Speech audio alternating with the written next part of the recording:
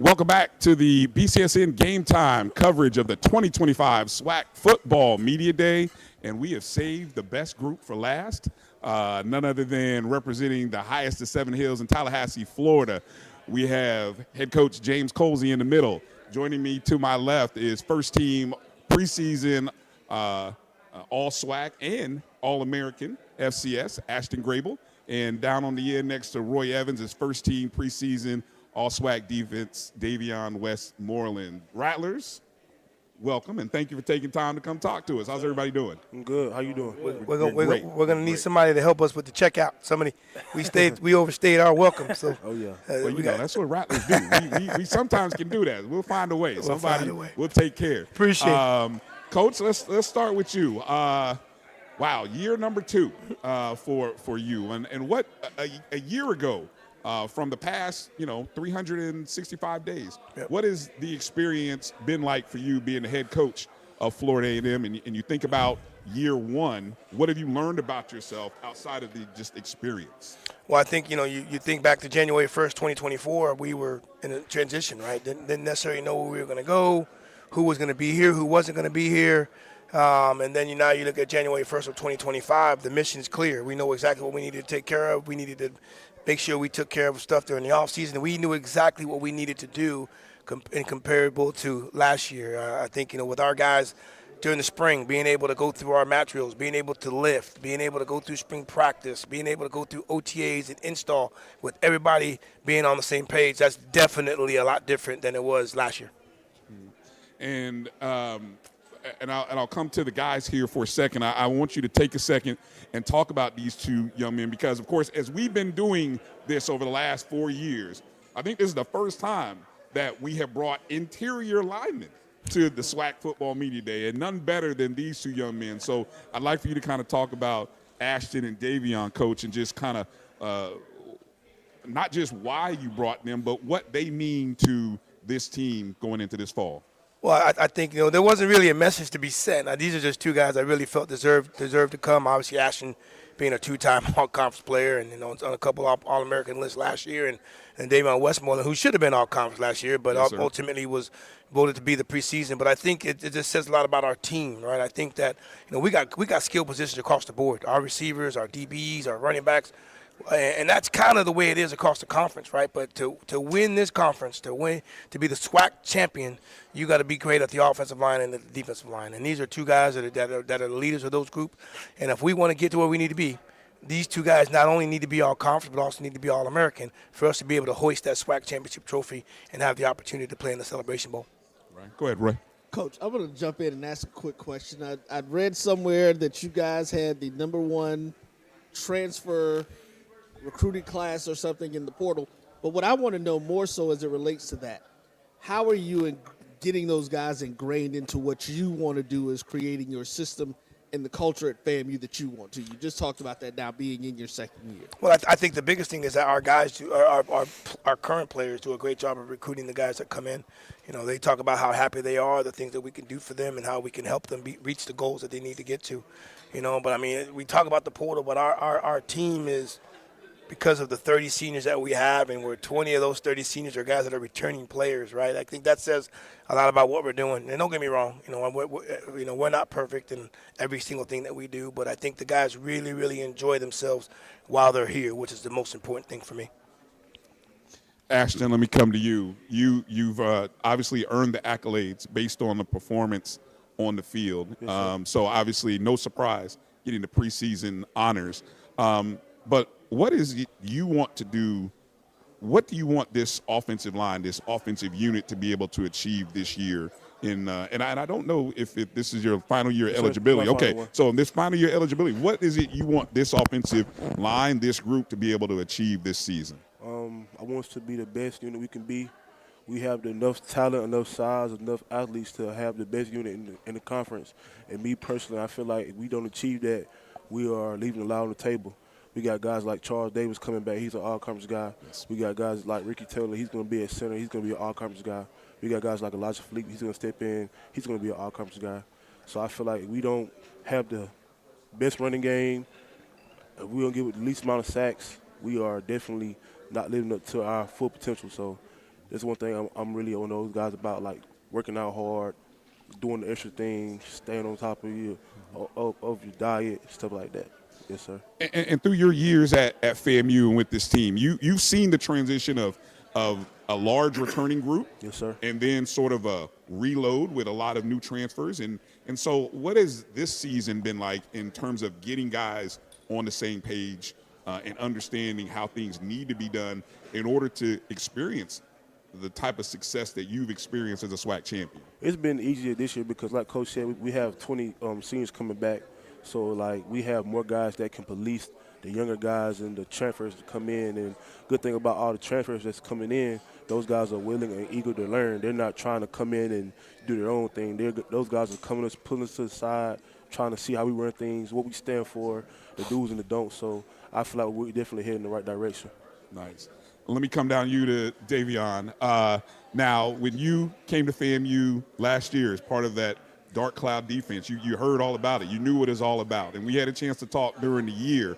As the season progressed, and now you go into this season, what is your mindset in how we can get that defensive unit, and especially the defensive line, to that standard that when you came to FAMU that was there? Well, you know, I really want everyone who we face to feel our presence. You know, apply a lot of pressure to every team that we face. I felt like we didn't hold up to the standard last year, and this year will be a big difference. Mm-hmm. Go ahead, Roy. So, guys, I want to ask you something. This is a little personal. Now, this is your last year of eligibility. And also your last year. What are some personal goals that you guys have set for yourselves in your final season of playing? Me personally, I mean, I have aspirations of going to the NFL, but right now I'm just trying to get us back to the Celebration Bowl. That feeling I felt in 2023, holding that championship up, it's indescribable. I want everybody to feel it. I want Davion to feel it. I want Coach Colzie to feel it as a head coach. I want guys who just came in this year to feel it. So whatever I can do, if Coach say go to receiver, if I gotta go to, That ain't I know. I'm just saying. I'm just saying.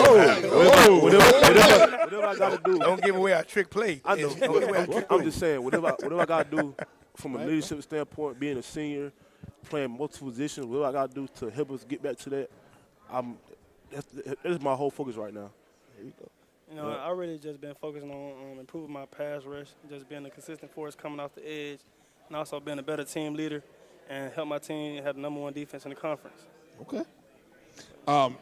Can I jump in, because you mentioned NFL aspirations, and I know I talked to both of you guys about having those aspirations. One of the things that the SWAC did yesterday was you guys had a chance to hear from the NFL regarding that. If you would, take a second and talk about what that opportunity to hear what it's going to take and what that transition looks like. Talk a little about what you learned and where you feel like you need to be or where you need to get to in order to realize that dream after the season is finished. Yes, sir. So yesterday after that meeting, I learned a lot because a lot of those people who's on the panel, they play in the NFL or they got ties to the NFL, and their whole thing now is just trying to help guys like me and Davion at HBCUs to get to the NFL. So they were just telling us the do's and the don'ts, how to sell ourselves, how to carry ourselves. If we get an invite to any combine, any camp, anything after the season, do every drill. Don't sit out. Don't try to opt out of anything. Take advantage of all your opportunities that come to your way. Mm-hmm. Yes, sir. Davion, you want to add? Just like he said, you know, they was basically giving us the answer to the test. You know, just go out there and give it your all, man. Don't take nothing for granted. Yeah. Yes, sir. Coach, I would be in trouble with Rattler Nation if I don't ask you some question related to what QB1 is going to look like in the fall. You know, I know you don't want me to ask it, but I have to ask it. You know, journalism, all that good stuff.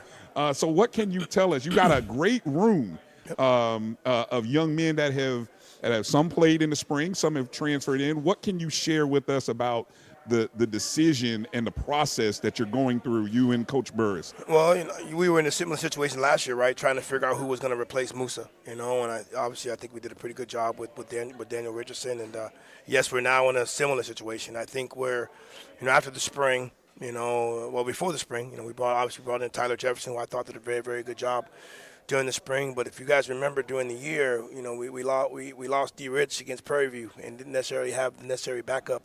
So I think for us was making sure we had to have the adequate depth at that position, and then got a chance to bring in 2 other guys that one, R.J. Johnson coming from Toledo, and then Jet Petty, who was an All-American at the junior college level. So, we understand the position that we have, right? Being the quarterback at Florida A&M is the second most important position, minus who the president is at the university, right? So, yes, sir. So it's a big role. I'm gonna tell my team, man, we gotta run the ball and we gotta stop the run, but there's going to be certain times during the game where that quarterback's got to be able to make the throw to get us over the hump. So, I will say this, we'll more than likely make a decision a lot earlier than we may have done last year. But, these guys could tell you, man, OTAs, we got a different quarterback working every series, and we're trying to find out who that guy's going to be. And hopefully, we make the right decision. But we definitely have some guys that have the ability to play the position, but they got to take care of the football, got to be able to run the offense, get the big boys lined up, and make sure that they're one of our team leaders of our football team. Ashton, hold on a second. No, nobody's listening. Can you give us any insight? What's in I make the offensive linemen practice with blindfolds. So they don't know what quarterback's back there. I'm going to ask about the running game, and we know Thad Franklin also part of the first team. Talk a little bit about that and the rest of those guys that you're blocking for. Yes, sir. I love blocking for guys like Thad Franklin and Bo Somerset, and we got new running back Jamal Haley from Central Michigan. Those guys are great, tough runners. They're very elusive, quick. They can make people miss in the open field. So I feel like we just create lanes for them. They'll make some happen. You know what I'm saying? Yep. Nice, yes, nice. Go ahead, Roy. So, again, mine's kind of getting a little bit on the surface, but I love your answers, both of you guys, that you did to my last question. What do you feel that FAMU football team has to do? If I'm not mistaken, that dark cloud defense name was something. Did you guys come out of it? That came? No, we didn't start that. It was there. Somebody, okay, but it's there. It's a real thing. It's a real thing. I know that, so I know it picked up steam and everything. But you being here, you get to see some of your competition. You get to meet them. You talk to them, see what's going on. What do you think that you and your teammates have to do? Personally, just don't get complacent. I feel like 2024, we got very complacent because we won the national championship the year before. So I feel like we just was like we were full, we were satisfied. So I feel like we get back hungry and go ready to hunt. We'll get back to it. We'll bring a ring back to Tallahassee. So that's the goal. Mm-hmm. Yeah. Same with him. I feel like we got complacent also last year, and I feel like we just got to continue to stay humble, keep our head down, just continue to work. Definitely.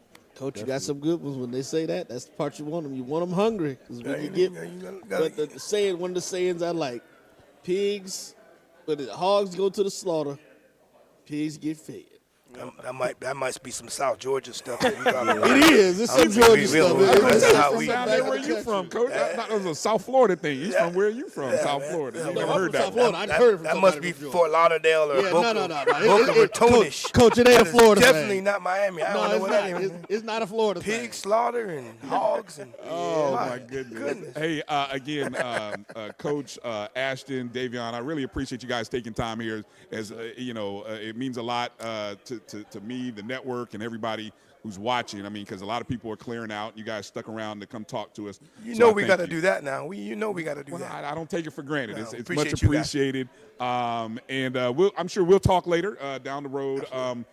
Any final questions there, Roy, or final comments? I'm going to close it out. Okay. You finish your that's it. Thank you. Well, ladies and gentlemen, we want to thank everybody for tuning in and doing what you do with us today. SWAC Media Day is the kickoff of our season. It's our preseason game, getting ready to do some things. We will see the Rattlers down Orange Blossom Classic. So we'll be down there with the Game Time show. See you guys in Miami getting the season kicked off. Also, don't forget to look for us at the MEAC SWAC Challenge. Didn't get a chance to talk to John Grant. This is the first year that we've done this that John Grant didn't get on the air with us. No, I think he knows that we're going to the press conference tomorrow, so I think he's kind of like, I'll talk to you guys tomorrow. Safe travels, guys. Safe travels. So what we're going to do, again, Kim, go ahead and cue the intro up. We're going to run that out of here. But we would be remiss as Rattlers if we didn't end this the way that Rattlers end things, because we're going to strike, and strike again. There you go, my man. We'll see you next time right here on the Appreciate BCSN Game Time show.